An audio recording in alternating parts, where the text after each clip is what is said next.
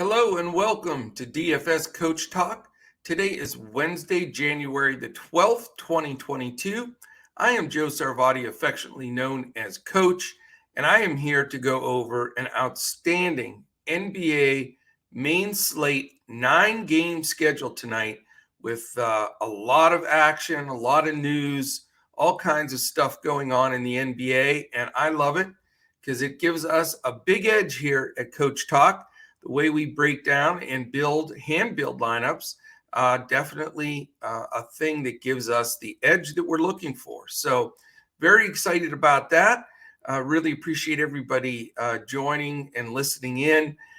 Today is going to be a great schedule. There's some good contests on all three sites.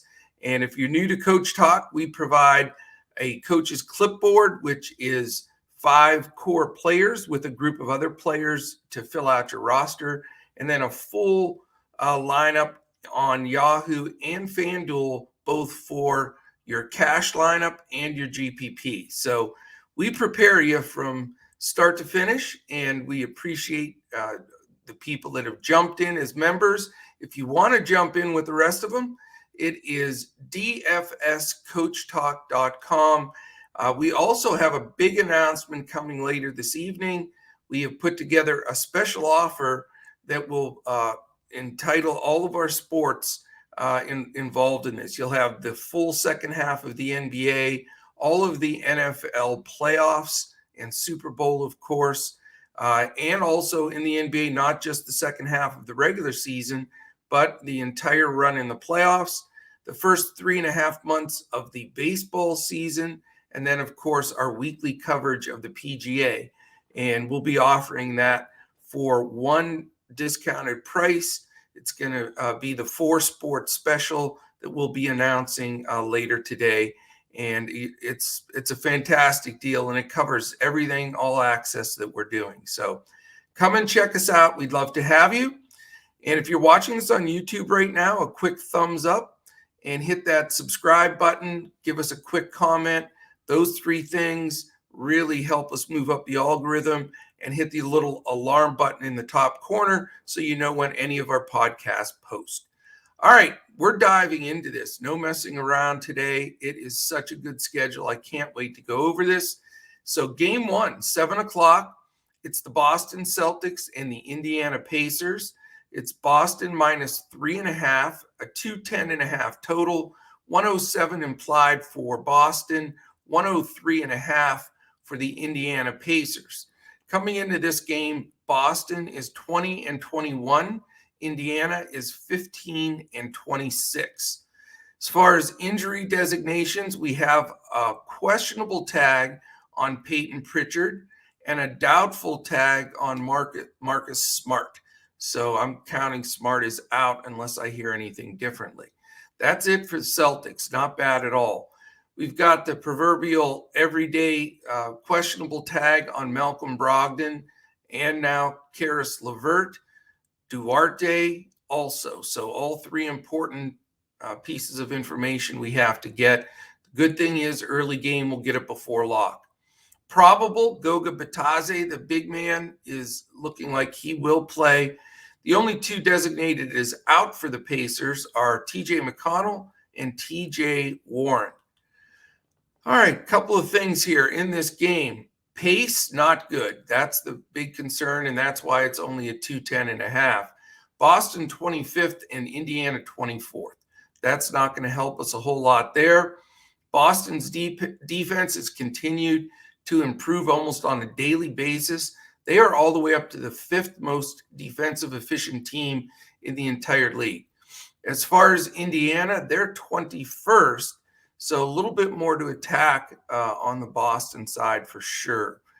As far as looking at the key players, is there any value in this game? There very well could be. If Smart sits, which I believe he will, that brings Schroeder into play. He's only 4'8", and he has stepped up every time he gets those additional minutes, or almost every time. So he's definitely an early value play that we can look at. Brown and Tatum, 9-3 and 9-5, a little costly, but we need to see who else is in in this game for Indiana on all those questionable tags to see if we're going to have a group to defend them well. Al Horford's a cheap 5-4. Robert Williams is up to 7-3, which makes it a little bit of a tough play for me there. But possibility of a little bit of exposure, more of a one-off here in this slow-paced game. Pacers, you really can't, determine anything. We don't know if Brogdon, LeVert, or Duarte are going to play. We don't know if any of them are going to have a minutes restriction as of yet. So we'll be following that news very closely here, and we'll be discussing that in our Discord throughout the day and right before lock. Sabonis at 10K, pretty stiff price. Boston defends decently inside, and they, again, play very slow. Miles Turner, on the other hand, is only 6'1", so big drop in price for him recently, and that makes him a potential play, especially if they're shorthanded. After that, don't have to go that deep, I believe, in a slate of this magnitude with all these teams on it. All right, let's go to the second 7 o'clock game. It's the Charlotte Hornets and the Philadelphia 76ers. Philadelphia -6, a much healthier total here, 226.5. 110.25 for Charlotte, 116.25 for the Philadelphia 76ers. As far as coming into this game, Charlotte's 22-19, and somewhat similar record for Philly, 23-16. So good matchup here. Two teams that can definitely score the basketball. As far as Charlotte, just two guys out, Carey and Oubre Jr. So Oubre Jr., that's a bit of a sting off the bench for Charlotte. For Philly, we have questionable tag on Seth Curry. He did not play the last game, but he's questionable. And then Tobias Harris is probable. And so we'll see how that goes. There's been several things reported lately that Philly's trying to put a package together to offer Simmons and Harris to the Hawks. So we'll keep our ears open on that one. Other than that, we've got Milton and Simmons out for Philadelphia. All right. Statistically, Charlotte, fastest team in the league. Philly, one of the slowest. They're 27th. But Charlotte does have a way to push the ball and get a lot of DFS points. They've been a very rostered team, and their opponents we've been rostering a lot lately as well. Defensively, Charlotte, not good, 27th. Philadelphia, close, a little bit better than middle of the pack at 13th. So, where do we go here? Is Joel Embiid a must play? He is 11-2. It is a huge pace up game. So he's got to be considered as one of the few pay-up options that are worth plugging in here. And with so much value and more value opening, Embiid definitely is on my radar. Tyrese Maxey returns, and he's only 5'4". We just need to make sure there's no restrictions there. Same thing with Curry, up to 6'4". Harris is a really nice mid-priced number at 7.7, but I would prefer spending the money there and going up to Embiid. On the Charlotte side, LaMelo Ball, 8.7. He's been a little inconsistent lately, but he can light it up. There's no question about it. Rozier at 7.3, Hayward at 6.5, and Bridges at 7.5. None of them are super cheap, but all of them have the potential to get there. So it is a massive pace down. That scares me a little bit, but I think you can use Ball, Rozier, Hayward, or Bridges in just one off based on the matchup. All right, we go to game 3. It's the third 7 o'clock game. It's the Orlando Magic and the Washington Wizards. Washington's favored by 6. It's a 217.5 total. 105.75 for Orlando. 111.75 for the Wizards. Interesting game here as well. Two teams that we've been targeting lately because their defense has been so poor. Orlando comes in at 7-34. Washington at 21-20. Two key guys questionable for Orlando, both their bigs, Carter and Bamba both questionable. So massive news there. That could open up some serious value in this game. They're questionable. The guys that are out are MCW, Fultz, Isaac, Moore, and Suggs. For Washington, 2 guys out, one very important, and that's Bradley Beal, and the second one, Thomas Bryant, who has yet to play this season. As far as, like we said, there's definitely some poor defense here. Very average pace, though. Orlando's 14th, Washington's 22nd. But the big thing here for Washington, it is the second night of a back-to-back. So we need to see, are they going to go deeper? Is it going to cut into any minutes? They haven't pushed Dinwiddie much on back-to-backs, but, Beal hasn't been out that often either. So that's a question. Kyle Kuzma, same scenario. Where is he going to be with that as far as playing big minutes on the second night? We're back to the Gafford Harrell split, so that shouldn't really affect things much because they're both eliminating each other from play as far as I'm concerned with that split minutes. Orlando is 14th, Washington 22nd in pace. And then defense, this is the good thing, 24th and 23rd respectively. So certainly some targetable players here, as we mentioned. Kuzma's 8K, but he's really earned it. And Dinwiddie's at 6K, so he's still very affordable. Cole Anthony on the other side at 7.4, I think, is in play. Franz Wagner's all the way down to 5.7. There was a time he was up right around 8, so big discount on him. And then we just have to see. The bottom line is Carter at 7.3 and Bamba at 5.8 can be considered.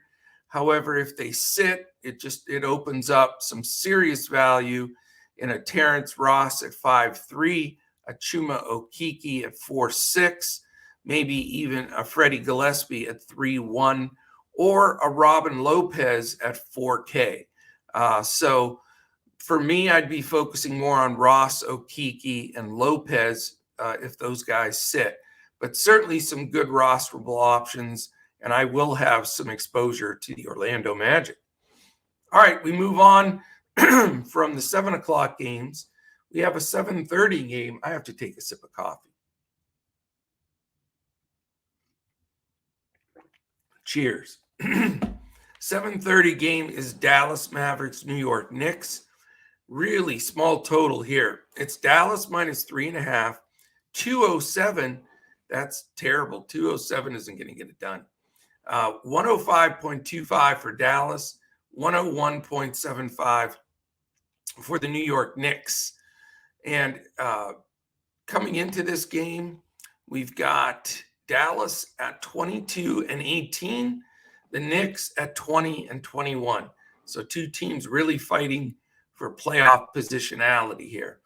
As far as guys out for Dallas, it's Willie Cauley-Stein and the man made out of Kleenex and tissue paper, Mr. Kristaps Porzingis, also remains out. Knicks, Nerlens Noel, and Kemba Walker questionable. So definitely would like to know that news. Arcidiacono and Rose are out.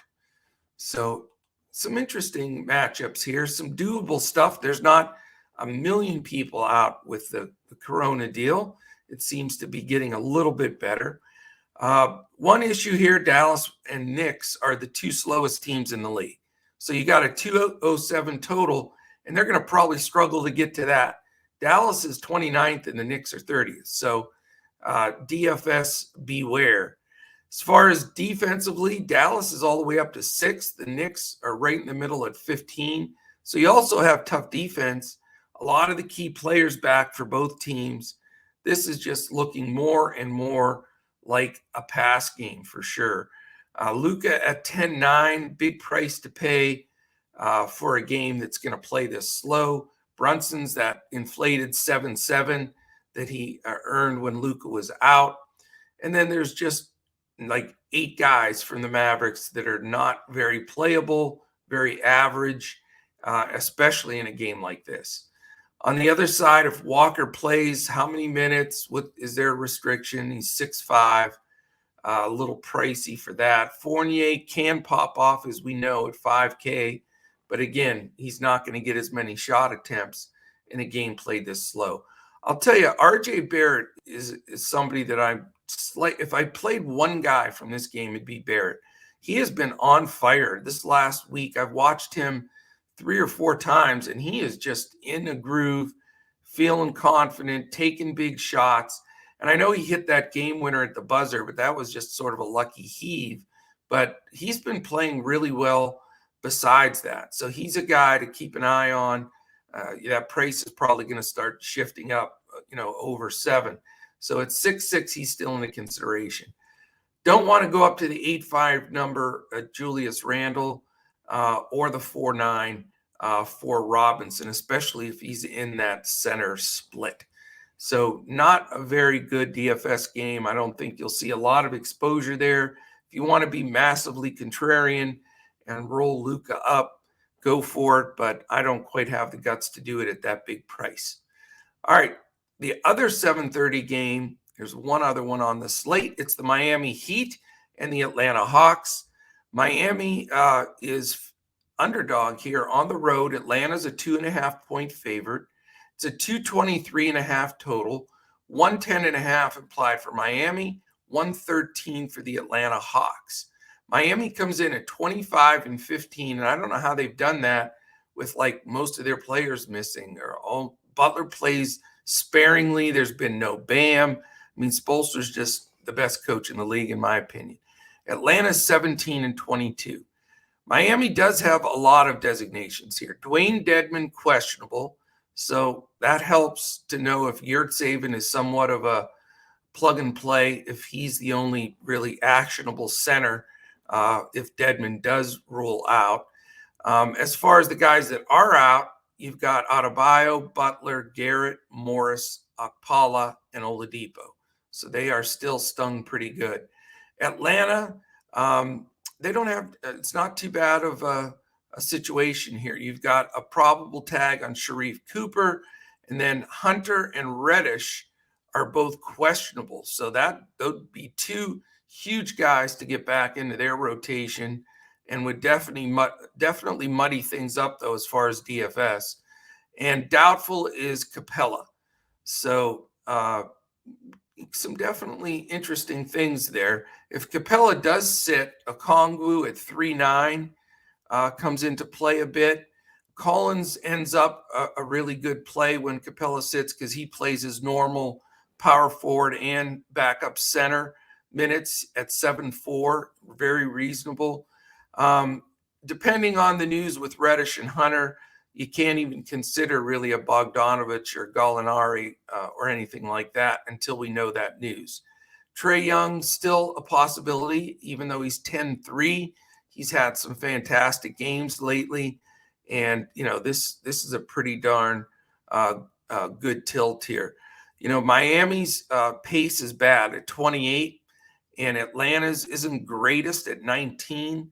Miami does play good defense at 8, but Atlanta terrible at 28. So the fact that it's a 223.5 number and Atlanta's favored really is interesting to me, because, you've got Butler and all those guys we mentioned out for Toronto. So very intriguing game. I think that total might be a little high, and interesting to see if anybody else gets ruled out here from Atlanta. But, again, Trae at 10-3 against that Atlanta defense, the Miami defense, scares you a bit. But there are a lot of players that are in play for Miami just because of the value all over the place. Lowry at 7'6" is very fair. Strus at 5K. Hero at 7'8", who's been fantastic. Caleb Martin's going to get a lot of action today at 4'4". I'm not really interested in PJ Tucker, although every time I dog him, he goes for like 30 or 40, and then he'll have a stretch of like 8. So I'm considering him as an 8 today. So I'm not playing him. And then again, Yurtseven, if especially Dedmon doesn't suit up at 6'9", I think he's worth it at center. I really do. He's been terrific as a rookie. Second-round pick for the Heat has really stepped up and played. So I like this game. I don't think it's a jam them all in everywhere, but, depending on some of the news, one of the wings for Atlanta could be a great play. If you want to go to Okongwu as value, Trae Young as the pay up, and then a slew of those Heat guys, really 5 of them for me: Lowry, Strus, Martin, Yurtseven, and Hero. So we will keep a close eye on that one. It will be pivotal in the slate today. All right, the next game, Houston Rockets, San Antonio Spurs. Big number here, very nice number. San Antonio's favored by only 5.5, and it's a 232.5 total. So we have a winner. They are the biggest number on the slate, and deservedly so. 113.5 implied for Houston, a nice 119 for the Spurs. Big number for them. As far as injury designations, Brooks and Şengün are now questionable for Houston. They've been out for quite some time, so they'd like to have that news for sure. Wall remains out as he has been all year. For the Spurs, Landell is probable, but then you have a bunch of guys out: Collins, Johnson, Jones, McDermott, Vassell, and White. So a lot of key players out for San Antonio, yet, the favoritism and the high total is here. So this can be an interesting game all the way around. The reason why you get the 232.5, you've got 2 of the top 4 paced teams in the league. The Houston Rockets are second, the Spurs all the way up to 4th. So Pop is actually having them push the ball, which they usually don't play quite at that pace. The other big thing, Houston, worst defensive team in the league, dead last, 30th.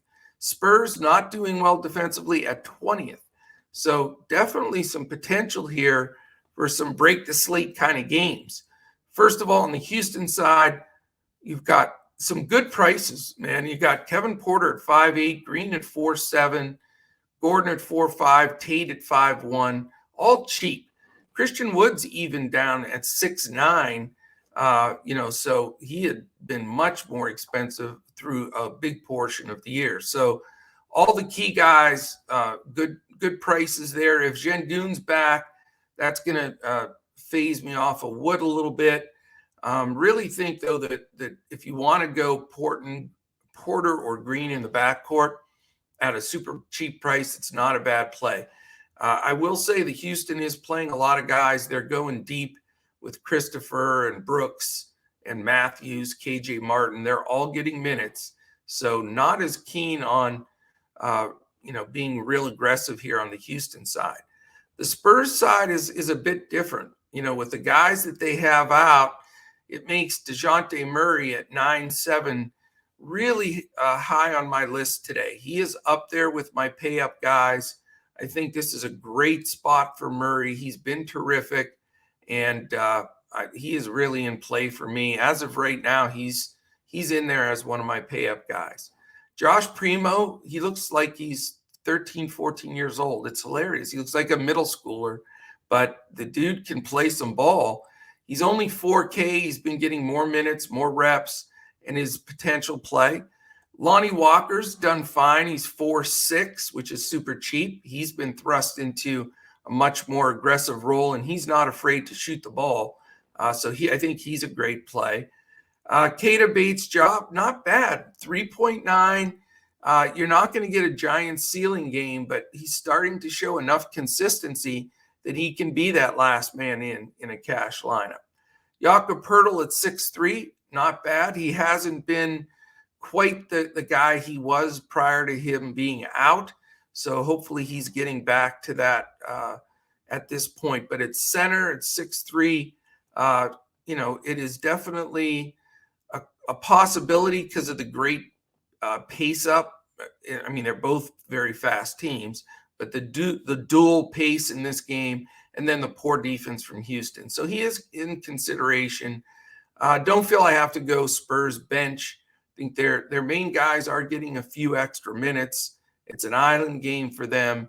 So I think I'm actually going to have some Spurs in there. So Pop, don't try any of your funny business.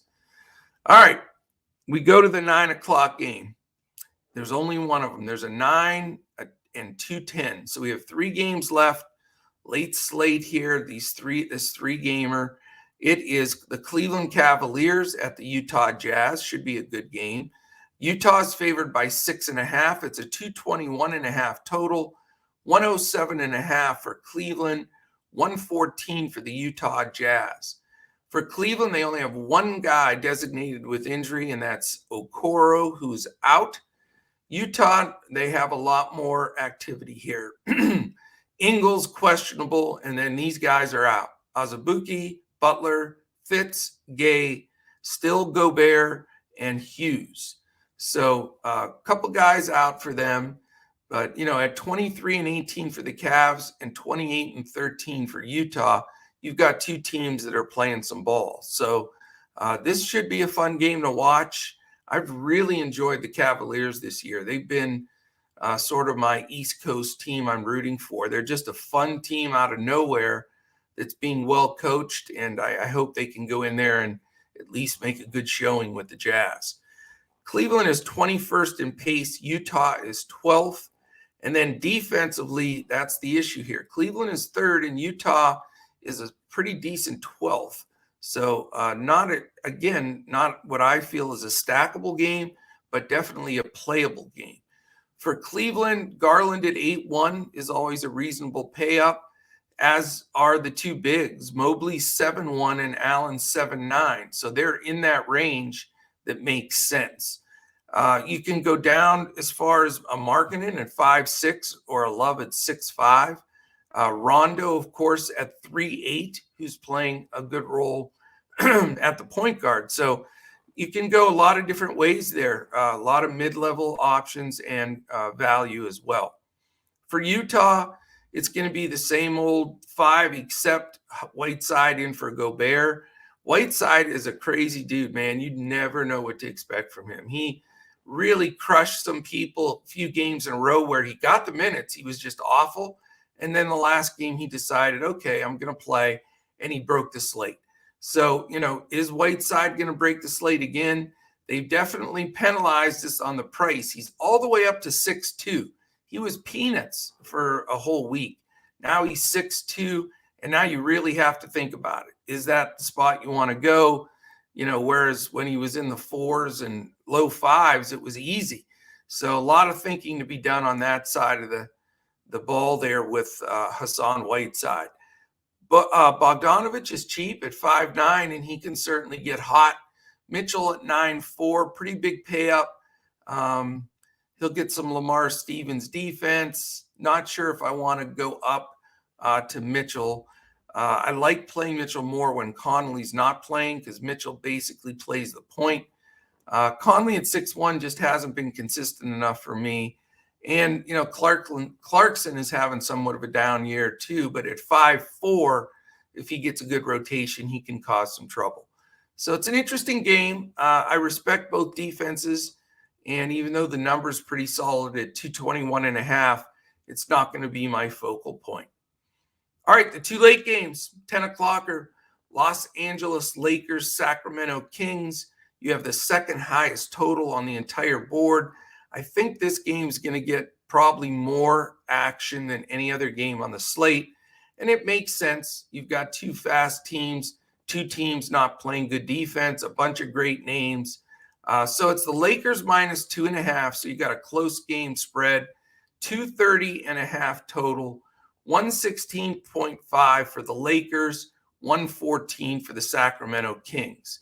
So a lot of things coming together in this game to make it a really good DFS game. Believe it or not, LeBron James is probable. I know he hasn't been designated as probable all season, so I think he's going to play.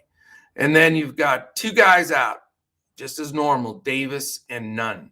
For Sacramento, you have a questionable tag on Tristan Thompson and a out placed on Damian Jones. So we've got most of the guys going here. I mean, obviously Davis is out and he's been out, but we've got a lot of the key guys that are rolling here. So makes this game really a terrific game. Lakers are third in pace, Sacramento eighth. So that's very solid. Defensively, Lakers 16th, Sacramento 25th. So another positive. So where do we go in this game? I wouldn't recommend going up to Russell Westbrook at 9-6. I mean, I know, and I say this pretty much every day, I know he could have a 30-point triple-double and break the slate, but man, has he been bad this year. I mean, consistently just out of sync, just a terrible fit for him in LA. So unless, you're playing a ton of lineups, we don't here. We build a couple lineups and we roll with them, and Westbrook will be 0% for me. But if you get the feel that this is where he's going to go off, he certainly could, because Sacramento's terribly defensively and they played a fast pace. If you're going to play Westbrook, this would be the game to do it, but I'm not going there.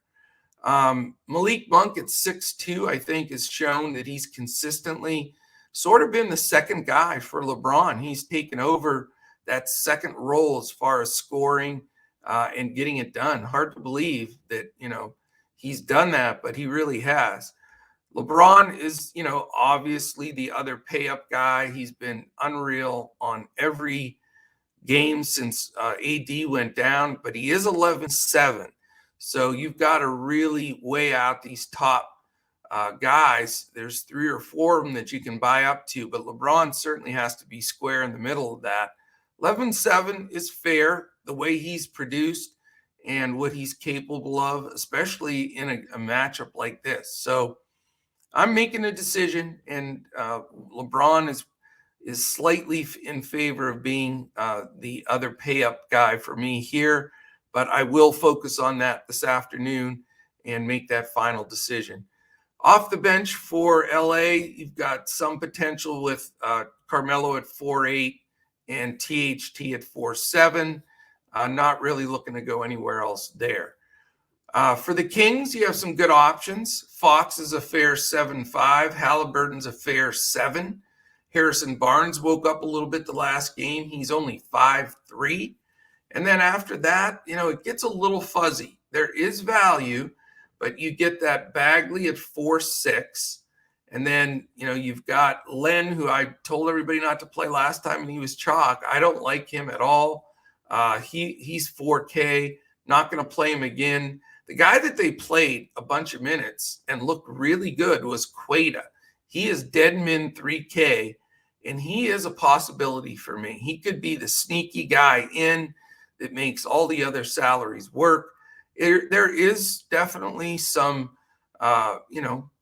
risk there, but the way he played this last game and the minutes that he got, he really was impressive. So definitely a GPP shot, but possibility he sneaks in to a cash game for me. So I'm going to continue to check out the beat writer info and the coach speak as the day goes on. But if Queta is going to get 25 minutes at that 3K minimum, I like him. So this is going to be a fun one. I think there's a lot of not games or teams, but players. How about that choice of guys that could make my lineup from this game? So definitely a good game, not one you want to be like crazily over owned on, but I think you need to have some really solid production and some guys that you're utilizing here for your lineup. All right, last game, 10 o'clock also, Brooklyn Nets, Chicago Bulls. Chicago, a slight 1.5 point favorite. What a great game this is. Can't wait to see. This is the late TNT game. Everybody's going to be tuning in. Remember, these TNT games get overplayed, so that's something to keep in mind. Or ESPN. Not TNT. I think it's an ESPN game. But the bottom line is it's a great game. It's Chicago minus 1.5, 227.5 total, 113 for Brooklyn, 114.5 for the Bulls.